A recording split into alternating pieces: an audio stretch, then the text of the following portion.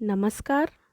राज्य शैक्षिक अनुसंधान एवं प्रशिक्षण परिषद उत्तर प्रदेश लखनऊ द्वारा संचालित डीएलएड तृतीय सेमेस्टर की इस ऑनलाइन कक्षा में आप सभी का स्वागत है। आज हम संस्कृत विषय के अंतर्गत कारक, विभक्ति और कारक चिन्हों का अध्ययन करेंगे। इस प्रकरण के अध्ययन के पश्चात प्रशिक्षुओं को निम्न प्रकार की अधिगम संप्राप्ति होगी। प्रशिक्षुगण कारक, विभक्ति और कारक चिन्हों से परिचित हो सकेंगे। प्रशिक्षुगण कारक चिन्हों के प्रयोग की समझ विकसित कर सकेंगे। प्रशिक्षुगण विभक्तियों को अवसर के अनुकूल प्रयोग करने में सक्षम हो सकेंगे। इसके साथ ही साथ कारक, विभक्ति और चिन्हों के ज्ञान के पश्चात प्रशिक्षुगण संस्कृत से हिंदी भाषा में अनुवाद करने में सक्षम हो सकेंगे और गतिविधि के माध्यम से प्रकरण को किस प्रकार से सहज ढंग से बच्चों को सिखाया जाए, इसको भी समझने में सक्षम हो सकेंगे। साथ ही साथ प्रशिक्षुगण संस्कृत के व्याकरण से परिचित हो सकेंगे। आइए अब हम जानते हैं कि कारक कहते किसे हैं। क्रियान्वयित्वम कारकत्वम अर्थात क्रिया के साथ प्रत्यक्ष संबंध रखने वाले शब्दों को कारक कहते हैं। इसको हम इस प्रकार से भी समझ सकते हैं कि कारक शब्द का अर्थ है क्रिया से संबंध रखने वाला। किसी वाक्य में संज्ञा, सर्वनाम आदि का क्रिया से सीधा संबंध होता है, वही कारक कहलाता है। जैसे रामः गच्छति, यहाँ पर कर्ता का क्रिया से सीधा संबंध है, इसलिए यहाँ पर कारक है। और जिन शब्दों का क्रिया से सीधा संबंध नहीं होता है वे कारक नहीं कहलाते हैं। जैसे राम श्याम की पुस्तक पढ़ता है, तो इस वाक्य में हम देख रहे हैं कि राम पढ़ने की क्रिया को करने वाला है और पुस्तक पढ़ी जा रही है। अतः ये दोनों राम और पुस्तक कारक हुए, किंतु श्याम का पठन क्रिया से संबंध नहीं है, उसका संबंध पुस्तक से है, इसलिए श्याम यहाँ कारक नहीं है। अब हम बात करते हैं संस्कृत में कारक के भेदों की। संस्कृत में कारक के 6 भेद हैं और हिंदी में कारक के 8 भेद हैं। ये 6 भेद संस्कृत में किस प्रकार से माने गए हैं, इसका भी अध्ययन अभी हम आगे करेंगे, इसको जानेंगे। सर्वप्रथम हम जान लेते हैं कि ये 6 भेद कौन कौन से हैं। कर्ता, कर्म च करणम, संप्रदानम तथैव च अपादानाधिकरण मित्याहु कारकाणि षट्। अर्थात कर्ता, कर्म, करण, संप्रदान, अपादान और अधिकरण ये कारक के 6 भेद हैं। इनको हम इस प्रकार से भी चिन्हों के साथ समझते हैं। कर्ता कारक में प्रथमा विभक्ति होती है और इसका चिन्ह है ने, को। कर्म कारक में द्वितीया विभक्ति होती है और इसका चिन्ह है को। करण कारक में तृतीया विभक्ति होती है और करण कारक का चिन्ह है से, के साथ, द्वारा। संप्रदान कारक में चतुर्थी विभक्ति है और इसका चिन्ह है के लिए, को। अपादान कारक में पंचमी विभक्ति है और अपादान कारक का चिन्ह है से। से का प्रयोग पंचमी विभक्ति में अलग होने के अर्थ में किया जाता है। संबंध कारक में षष्ठी विभक्ति है और संबंध सूचक जो चिन्ह है वो इस प्रकार से हैं: का, की, के, रा, री, रे, ना, नी, ने। अधिकरण कारक में सप्तमी विभक्ति है और अधिकरण कारक के चिन्ह है में, पर। संबोधन संबोधन का चिन्ह है हे, ओ, अरे। अब हम इसको भी जान लेते हैं कि संबंध और संबोधन को संस्कृत में कारक क्यों नहीं माना गया है। संबंध और संबोधन का क्रिया से साक्षात संबंध नहीं होने के कारण इन्हें संस्कृत में कारक नहीं माना गया है, जबकि हम जानते हैं संबंध कारक में षष्ठी विभक्ति है, पर इसे कारक नहीं माना जाता है क्योंकि इसका क्रिया से सीधा संबंध नहीं होता है। और संबोधन में प्रथमा विभक्ति का प्रयोग होता है, संबोधन प्रथमा विभक्ति के अंतर्गत आता है, इसलिए संबोधन को भी कारक नहीं माना गया है संस्कृत में। अब हम इन कारकों को उदाहरण के माध्यम से समझते हैं। कर्ता कारक। कर्ता कारक का उदाहरण है राम पढ़ता है। राम पढ़ने की क्रिया किसके द्वारा हो रही है? राम के द्वारा। तो यहाँ कार्य को करने वाला राम है, तो राम करता हुआ। कर्म कारक राम पाठ पढ़ता है।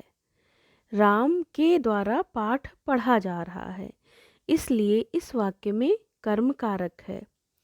करण कारक वह कुल्हाड़ी से वृक्ष काटता है।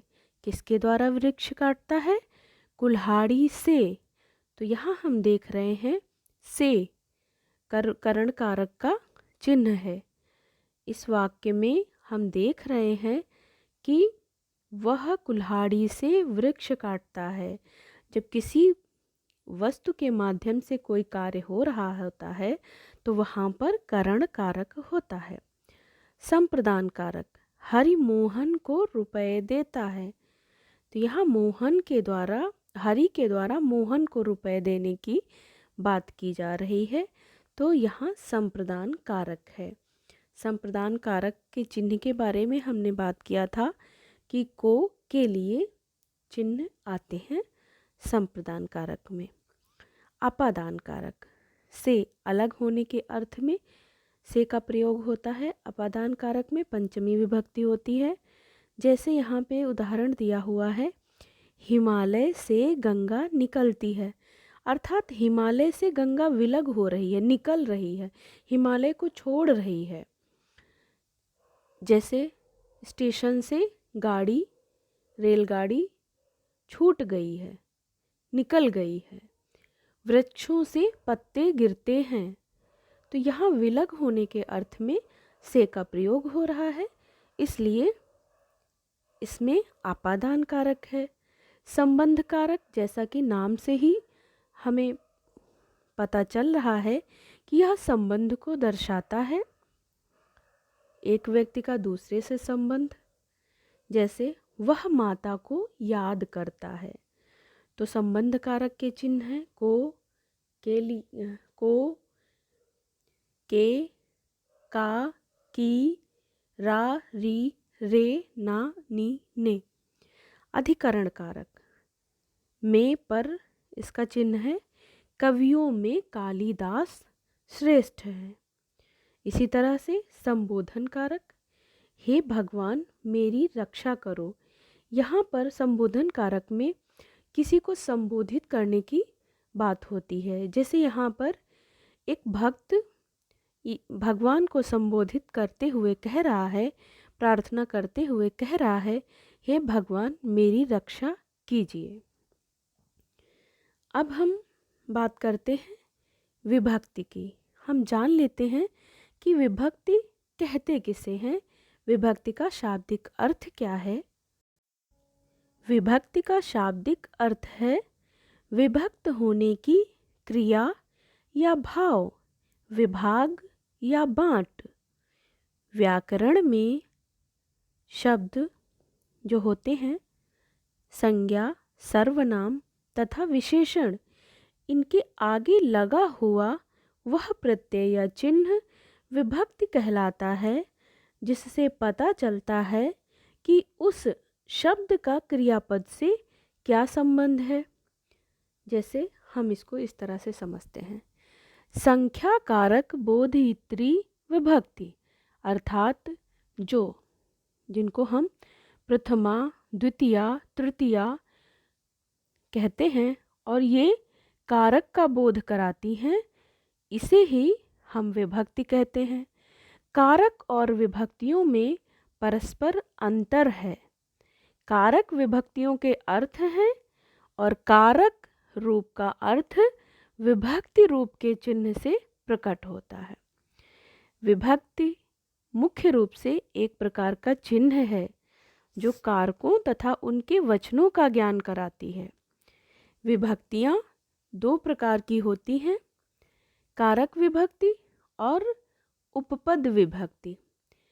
काल तथा अध्व, अर्थात अध्व मीन्स मार्ग, अध्व का मतलब मार्ग, तो काल और अध्व वाचक कुछ ऐसी विभक्तियां हैं जो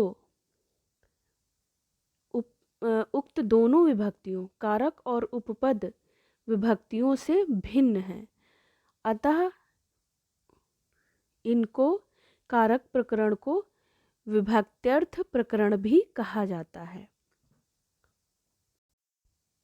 अब हम जानते हैं विभक्तियों के रूप और उनके प्रयोगों को। तो एक दृष्टि हम डाल लेते हैं विभक्तियों के रूप पर, शब्द रूप पर, जो कि इस प्रकार से हैं। जैसे रामः, प्रथमा विभक्ति रामः, रामौ, रामाः। जब हम रामः कहते हैं तो रामः में ने छुपा होता है, रामः अर्थात राम ने। द्वितीया रामम, राम को, रामो, रामान। रामान का प्रयोग बहुवचन में होता है, रामों का प्रयोग द्विवचन द्वितीया विभक्ति में होता है। तृतीया विभक्ति रामेण, राम से, रामाभ्याम, रामेह। चतुर्थी विभक्ति रामाय अर्थात राम के लिए, रामाभ्याम, रामेभ्यः। पंचमी विभक्ति रामात्, राम से, रामाभ्याम, रामेभ्यः। षष्ठी विभक्ति रामस्य यानी राम का की, रामयोः, रामाणाम। सप्तमी विभक्ति रामे, राम पर, में, रामयोः, रामेषु। अर्थात इन विभक्तियों को जब हमने पढ़ा तो हमने ये जाना कि जो बात हम अभी विभक्ति और कारक चिन्हों की कर रहे थे, उनको पहचानना कितना सहज है। ये समस्त कारक चिन्ह इन समस्त विभक्तियों में छुपे हुए हैं। अब हम बात करते हैं इसके उदाहरणों की, इसको भी हम समझ लेते हैं। प्रथमा विभक्ति रामः पठति। द्वितीया विभक्ति रामः पाठं पठति।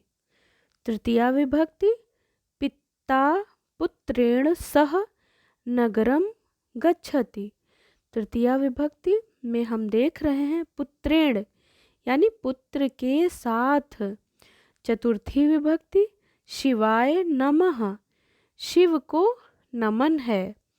पंचमी विभक्ति में हम देख रहे हैं उदाहरण वृक्षात पत्रम पतति, वृक्षात यानी वृक्ष से पत्ते पतति गिर रहे हैं।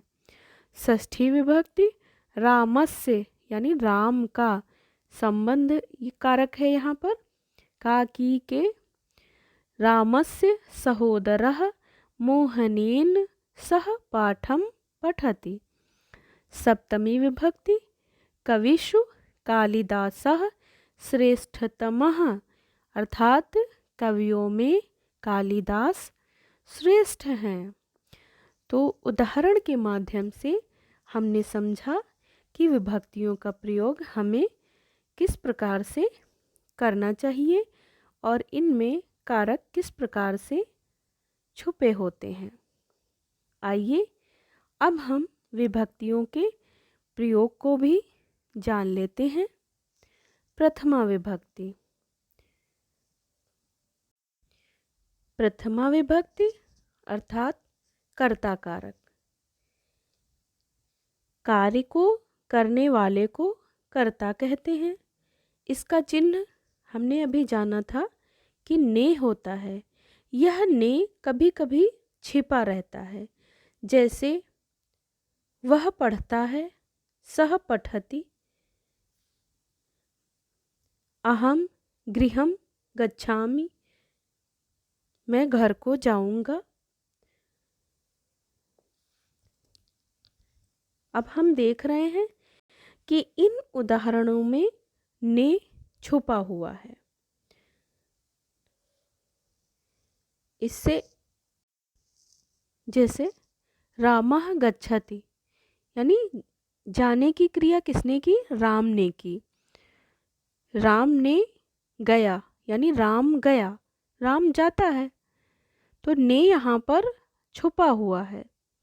तो यहाँ पर कर्ता कारक और प्रथमा विभक्ति है। इसी तरह से संबोधन में भी प्रथमा विभक्ति का प्रयोग होता है। जैसे हे राम त्वम गृहम गच्छ, यहाँ पे कर्ता को संबोधित करते हुए कहा जा रहा है कि हे राम, राम यहाँ कर्ता हैं, इसलिए संबोधन कारक में भी प्रथमा विभक्ति का प्रयोग होता है कि हे राम तुम घर को जाओ। इसी तरह से प्रतिपादिकार्थ लिंग परिमाण वचन मात्रे प्रथमा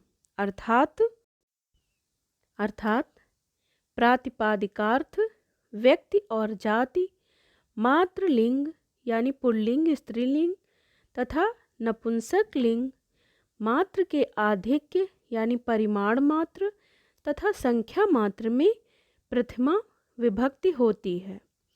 जैसे हम प्रातिपादिकार्थ मात्रे जब कहते हैं तो इसमें उच्चः यानी ऊंचा, निच्चः नीचा, कृष्णः वासुदेव, श्री लक्ष्मी के लिए प्रयुक्त हुआ है तथा ज्ञानम ज्ञान के लिए प्रयुक्त हुआ है। तो जहाँ पर ऐसे शब्द होते हैं तो वहाँ प्रथमा विभक्ति का प्रयोग होता है।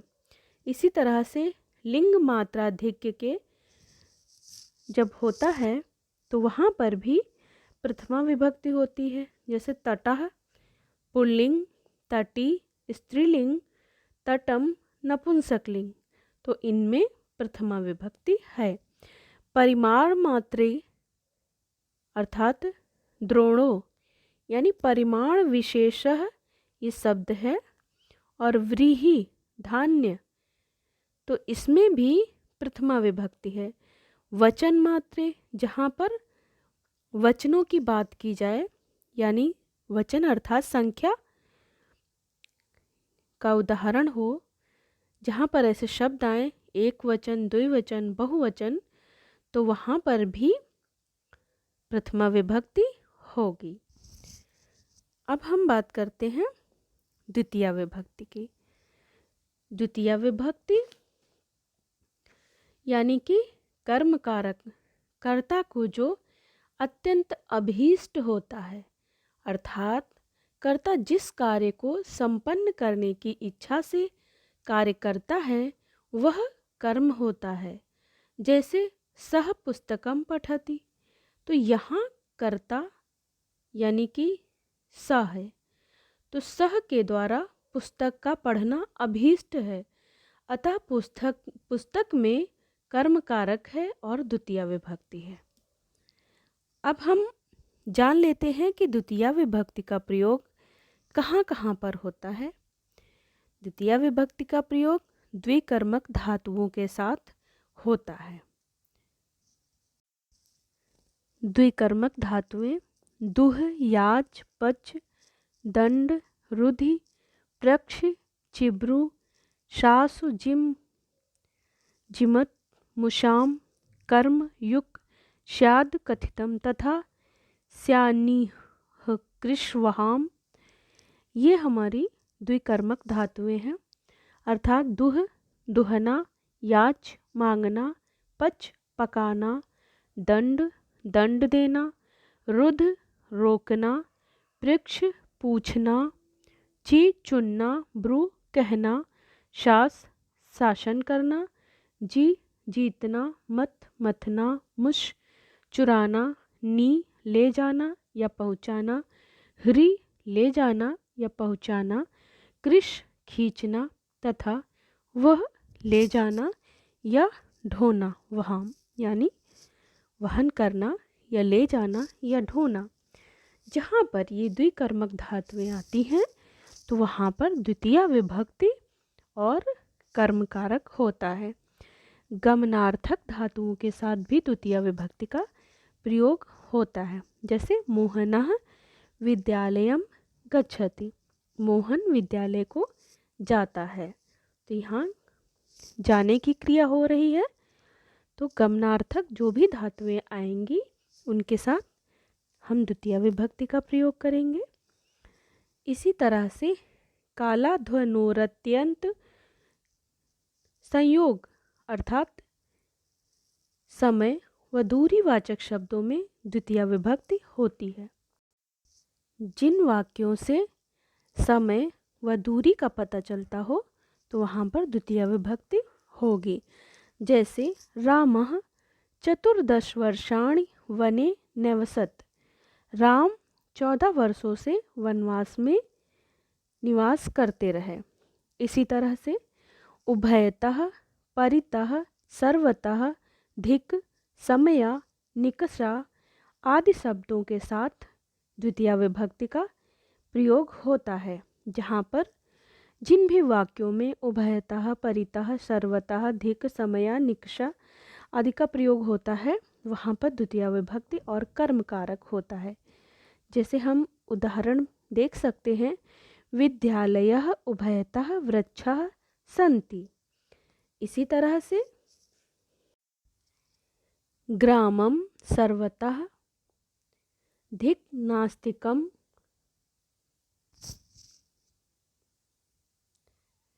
अब हम जान लेते हैं कि अन्य किन किन स्थानों पर द्वितीया विभक्ति का प्रयोग होता है। गति, जहाँ पर चलना, हिलना, जाना अर्थ वाली धातुएं आती हैं वहाँ पर द्वितीया विभक्ति होती है। जैसे ग्रामं गच्छति, वनं विचरति, स्मृतिं गच्छति। अब हम बात करते हैं तृतीया विभक्ति की। तृतीया विभक्ति के बारे में जानने से पूर्व हम जान लेते हैं कि तृतीया विभक्ति कहते किसे हैं। साधकतम कारणम अर्थात किसी कार्य के करने में कर्ता जिससे क्रिया को सिद्ध करता है वहाँ करण कारक अर्थात तृतीया विभक्ति होती है। जैसे सहयुक्ते प्रधाने, सहयुक्ते प्रधाने अर्थात सह, साकम, समम, सार्धम, तो इन सब का प्रयोग साथ के अर्थ में होता है। तो जहाँ पर इन शब्दों का प्रयोग होता है वहाँ तृतीया विभक्ति और करण कारक होता है। जैसे मैंने अभी आपको बताया, साधकतमम करणम, क्रिया की सिद्धि में सहायक को करण कहते हैं। जैसे सीता रामेण सह वनम गच्छति, तो यहाँ हम देख रहे हैं कि सह शब्द का प्रयोग हुआ है, इसलिए यह तृतीया विभक्ति है। इसी तरह से यदि किसी वाक्य में शाकम का, समम का, सार्धम का प्रयोग हो तो वहाँ पर भी तृतीया विभक्ति मानी जाएगी। ये नांग विकारः, अर्थात यदि किसी में किसी अंग विकार को दर्शाया गया हो किसी वाक्य में, तो वहाँ पर भी तृतीया विभक्ति मानी जाएगी। जैसे बालः पादेन खंजः, बालक पैर से लंगड़ा है। अलम शब्द के योग में भी तृतीया विभक्ति का प्रयोग होता है। अलम विवादेन, अलम से तात्पर्य है बस, मत करो, मना करने के अर्थ में अलम का प्रयोग होता है।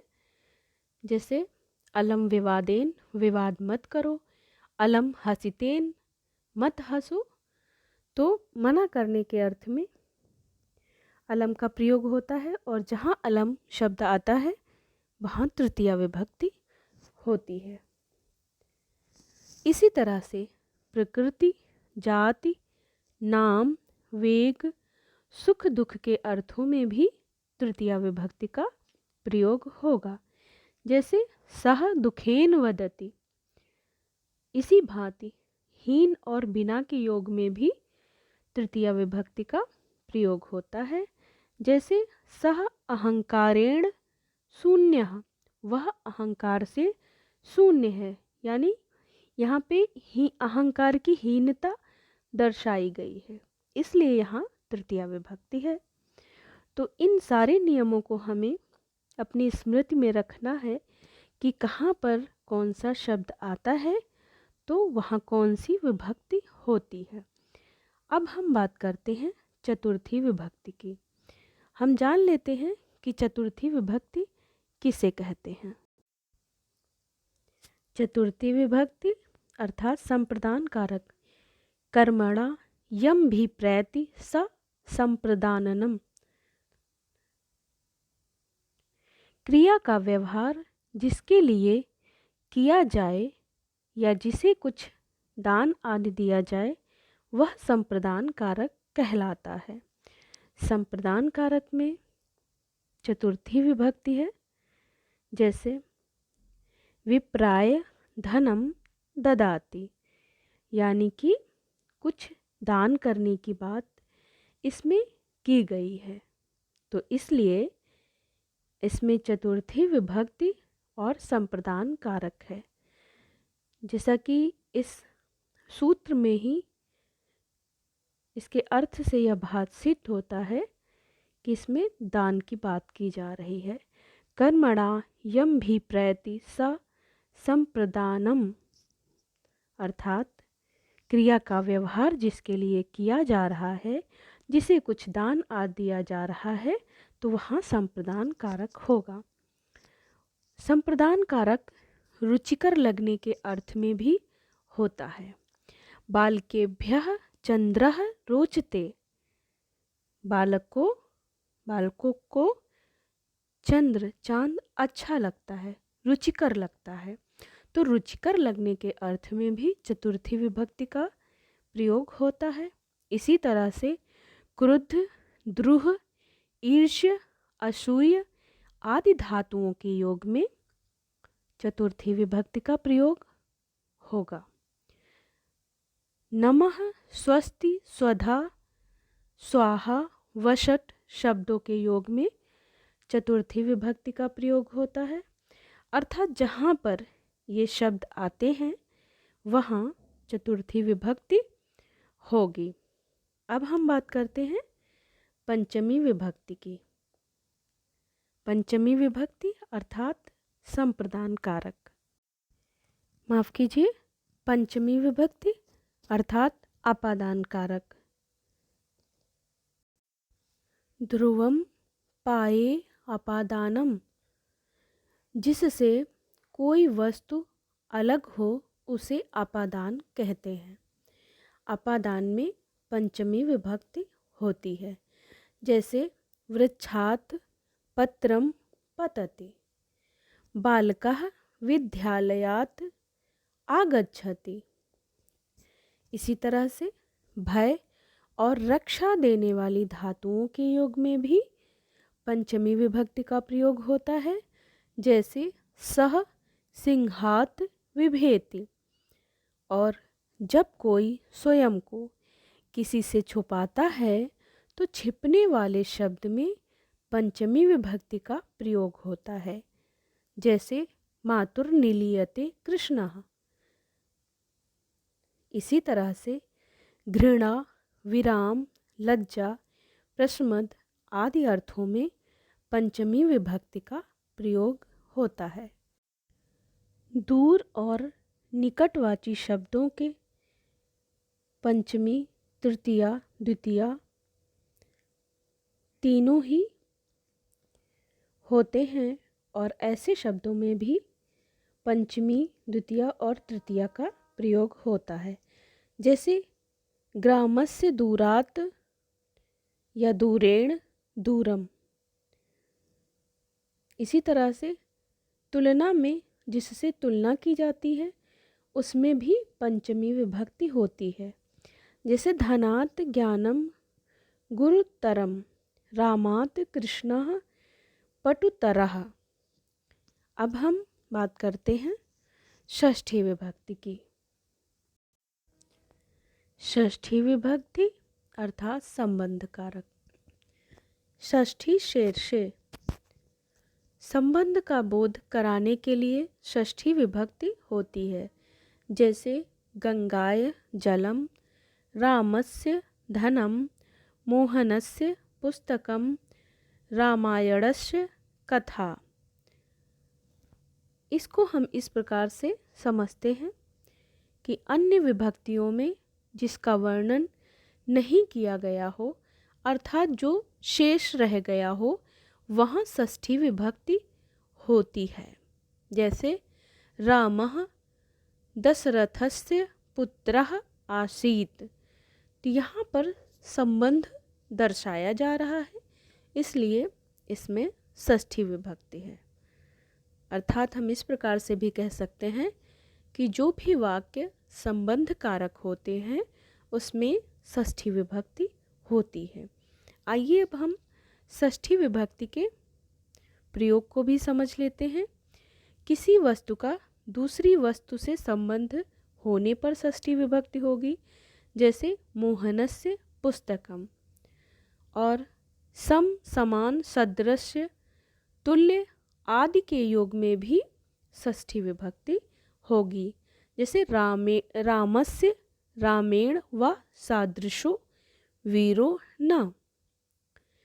स्मरण करने के अर्थ में भी षष्ठी विभक्ति का प्रयोग होगा। सह मातुः स्मरति। निमित्त पर्याय प्रयोगे सर्वासां प्राय दर्शनम। निमित्त अर्थ वाले शब्दों जैसे निमित्त, कारण, हेतु, प्रयोजन के साथ प्रायः सभी विभक्तियां होती हैं, जैसे किम निमित्तम वसति, भवान अत्र कस्य हेतु वसति।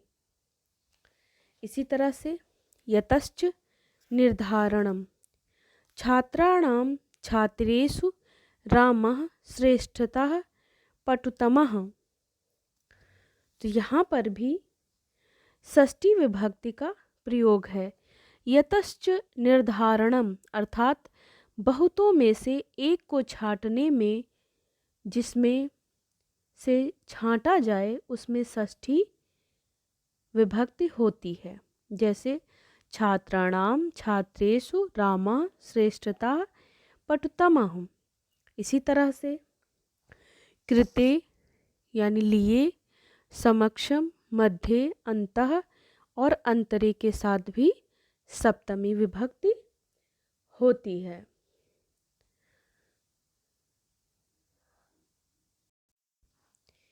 कृते, समक्षम, मध्ये, अंतः और अंतरे के साथ षष्ठी विभक्ति होती है। अब हम बात करते हैं सप्तमी विभक्ति के। आधारो अधिकरणम, किसी क्रिया के आधार को अधिकरण कहते हैं।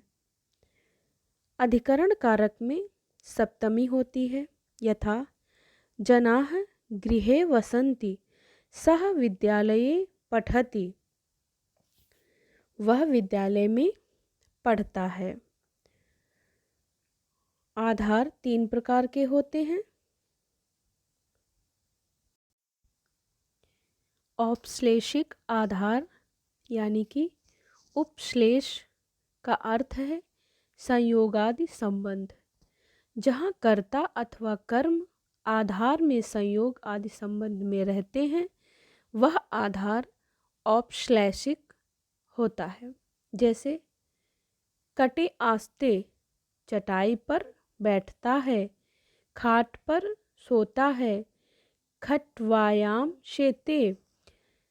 दूसरा आधार है वैषयिक आधार, जिसके विषय में क्रिया हो वह वैषयिक आधार कहलाता है। जैसे अस्य मोक्षे जिज्ञासा अस्ति, इसकी मोक्ष के विषय में जिज्ञासा है। मम व्याकरणे रुचि अस्ति, मेरी व्याकरण में रुचि है। तीसरा आधार है अभिव्यापक आधार। यह वह आधार है जिसमें कोई वस्तु समस्त अवयवों में व्याप्त होकर रहती है। जैसे तिलेषु तैलम अस्ति, तिलों में तेल है। सर्वेषु ईश्वरः अस्ति, सब में ईश्वर है।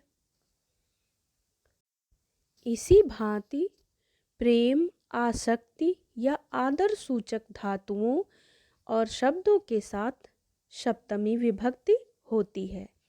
जैसे मयि स्नेहः।